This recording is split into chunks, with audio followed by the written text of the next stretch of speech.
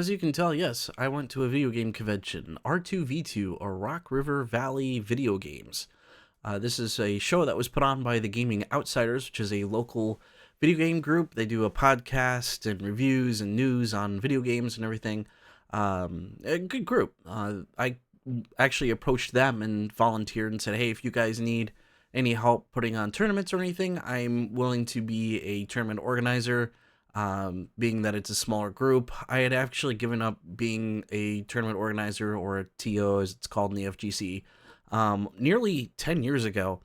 I used to I did it about 6 years in a row for various conventions, including like Anime Central in Chicago and a couple of other places. I even did one in Milwaukee and helped out with a few things on with the video game rooms and such at various conventions.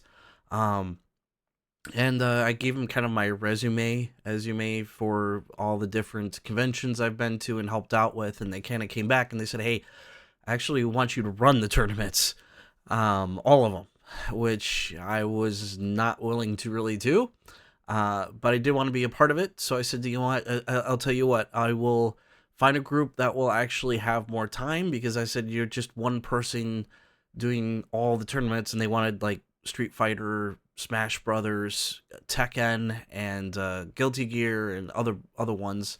And we narrowed it down to basically three. So we ended up only doing Super Smash Brothers.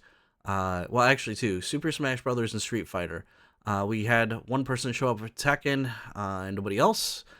We had a few people come later, wanting to do a Tekken tournament. We didn't have the time frame for it, and then we did a bunch of free Smash Brother tournaments just for the fun of it, because we had several kids coming in wanting to compete.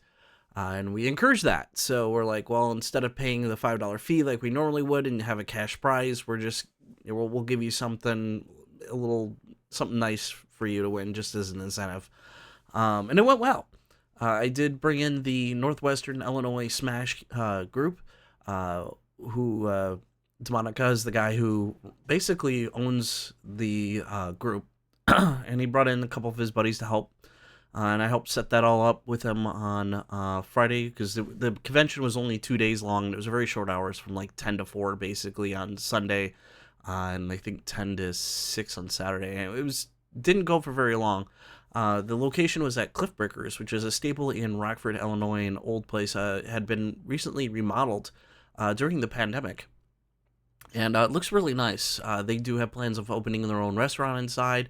And it was connected to this huge ballroom that they had completely remodeled.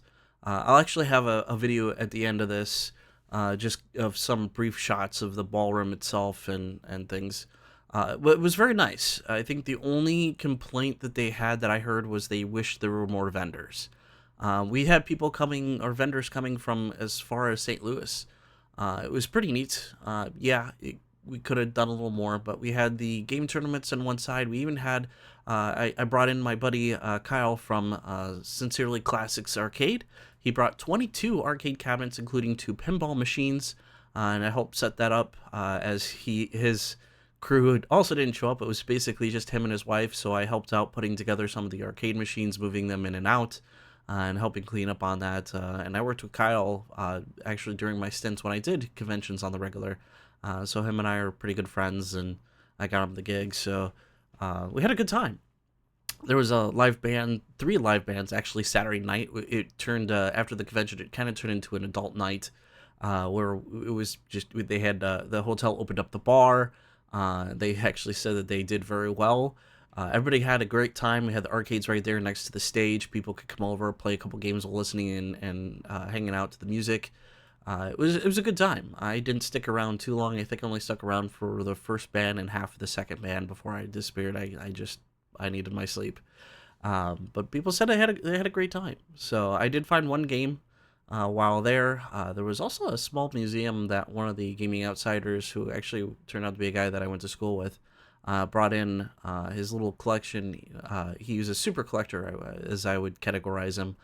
He brought in a lot of his unique or ultra rare systems, had them set up on CRTs. People could come and play certain games and kind of check out his collection.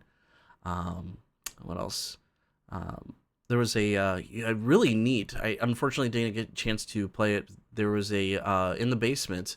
They had two big rooms that they had set up for a VR game using MetaQuest, which was really neat. I heard about. They had like a small demo of it running on a TV upstairs that I watched.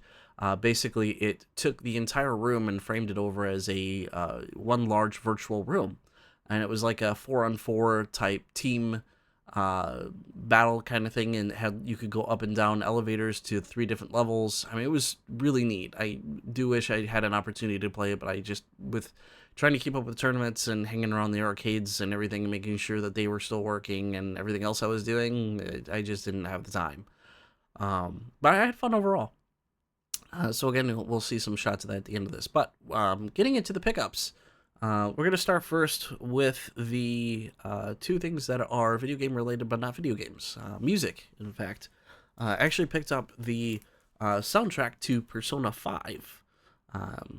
So I have not opened this yet, but I've been eyeing this for a very long time, and it finally dropped to a reasonable price.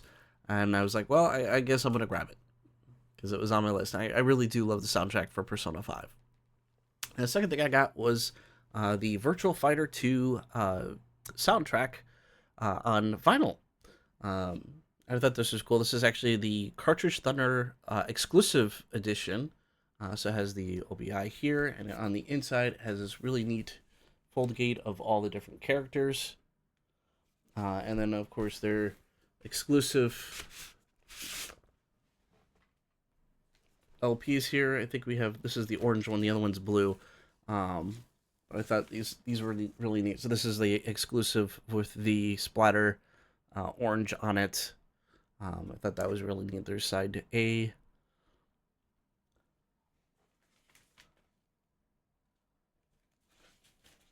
But I found out Cartridge Thunder is actually in Chicago, so it didn't take long to get here. I think I ordered it, and with like 2 or 3 days, it arrived at my doorstep.